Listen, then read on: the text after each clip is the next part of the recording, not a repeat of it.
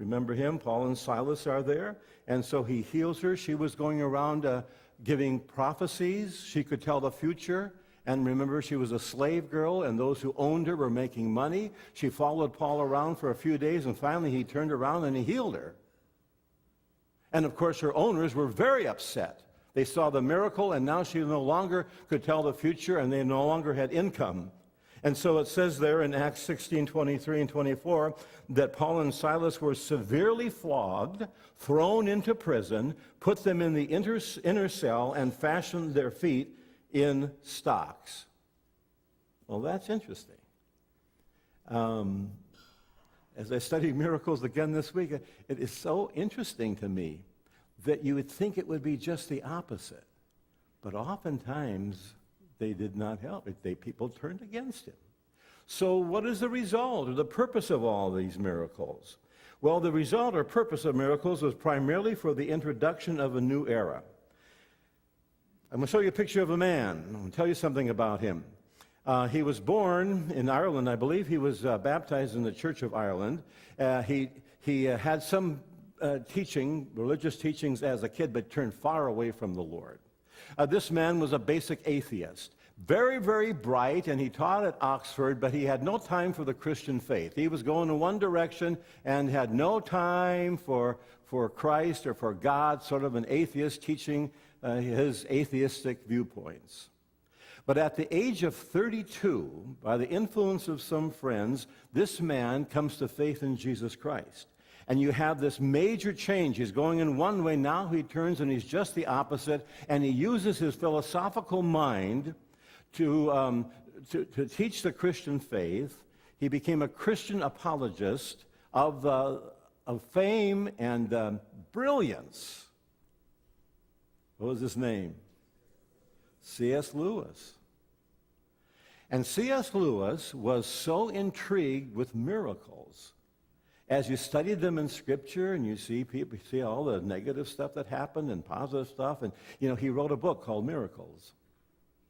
It's rather interesting. In that book, he makes this statement: God does not shake miracles into nature at random as a pepper caster. They come on great occasions. They are found at the great ganglions of history, not political or historical history, but of the spiritual history which cannot be fully known by men. Brilliant mind, and he gives a rational point of view for miracles if you read the book. But he points out there that miracles come at ganglion points, not just history, but the spiritual ganglions. And so as you begin to look at Scripture, you find that he's exactly right. Because if you go back, you have the creation, the introduction of the creation. You have all these miracles. We know about them, God creating the earth and moving the waters and planets and so forth. And he introduced, obviously, God into creation. He introduced things. There was the introduction of God and of creation. And then there was a period of time that there weren't many miracles. And then you have the second introduction of miracles with Moses. And so as you study Moses and you study that period of time, you find that Moses and the law, there were all kinds of miracles taking place. Can you think of some? Last week I mentioned one, the dividing of the Red Sea. Remember that? In fact, I even sang a solo about it. Remember that? And rumor has gotten out that I'm now going to make a CD of my singing. That is a rumor. And I'm not going to make, But anyway, how did Moses cross the Red Sea? That was a miracle at the introduction of the law. Can you think of other miracles? Shout it out. Water from the rock. Manna from heaven.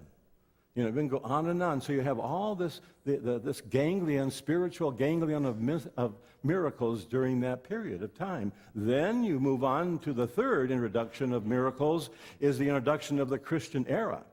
And so you have now miracles again. You have Christ performing miracles that speak of that he's the authentic Christ who is God. We have apostles doing miracles, as we've just seen, to substantiate their divine authority.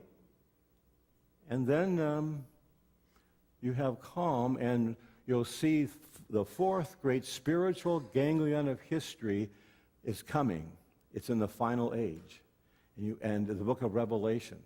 So you see at these various times that C.S. Lewis was right. You have spiritual ganglions of spiritual history, and around those are the works of miracles, one after the other.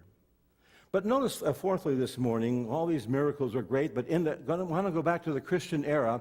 There were the gifts, spiritual gifts, and one gift was the gift of miracles.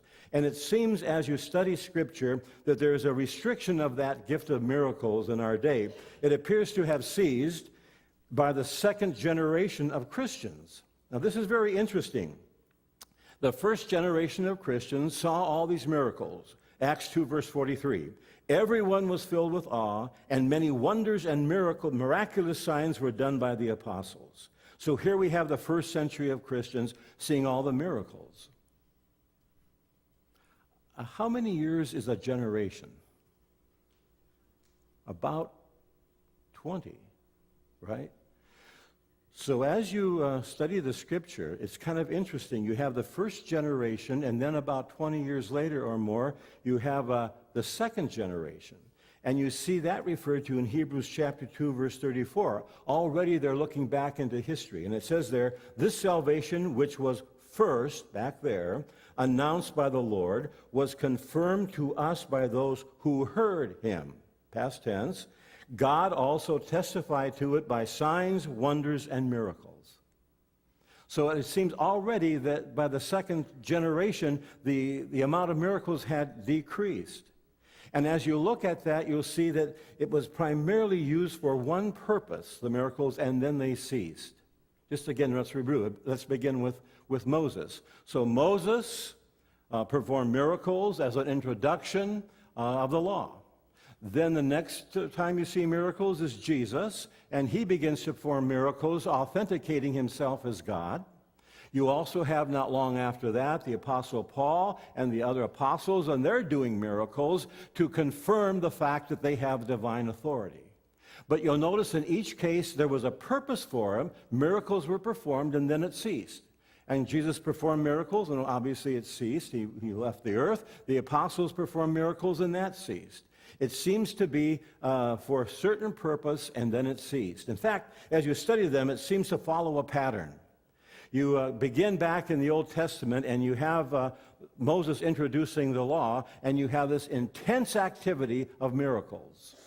Then you go into a silent period, the 400 silent years, and you don't hear much about miracles, obviously. But then when you come to the early church, Christ and the early church, you have this active, intense activity of miracles again. And then you come to a calm of miracles in our day, except when Christianity is being introduced into heathen cultures. If you talk to missionaries who bring the gospel the first time to people in heathen cultures, they will attest to miracles. It's kind of interesting. As Christianity is introduced into certain heathen cultures, they don't have the scriptures, they don't have any kind of idea, so miracles do happen. I was at a service where I heard the brother of Charles Swindoll. Chuck Swindoll's brother's name Orville. Orville's a missionary in Argentina, I believe, but somewhere in South America. And he was talking about the miracles they were seeing. As they were introducing Christianity to people who had never heard about Christ, they were seeing unique miracles happen that were attributed to the introduction of Christianity into a culture that knew nothing about it and needed a sign. And you see this throughout the world, but basically